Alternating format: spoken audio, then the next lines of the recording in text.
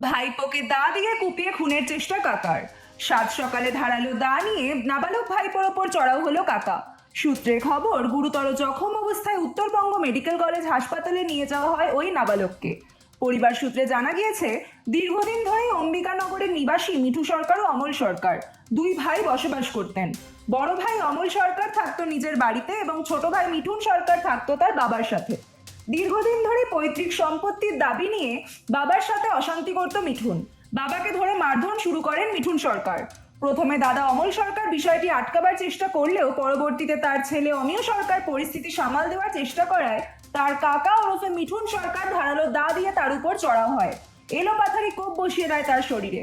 বর্তমানে ওই কিশোর হাসপাতালে মৃত্যুর সঙ্গে পাঞ্জা লড়ছে। সূত্রের খবর জানা গিয়েছে, ঘটনার পরপরই পালিয়ে যায় অভিযুক্ত।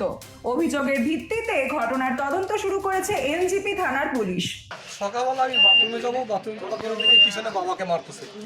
মানে ওর বউকে আনি দিতে পারবে। বাবাকে বলছে যে বউকে নিয়ে এসে বাবাকে মারলো। বাবা আমি আবার এই যে ঘুরে আসতেছে দেখি কি এই মনে হয় গেট খুলছে, খুলে বাবা ছেলে মনে হয় বলছে এরকম কোনো করতেছো, তো ওকে একদম আইনে দিয়ে এই ঘরের মধ্যে ঢুকে আমার পুরো একদম ছেলেকে কোবাই দিচ্ছে।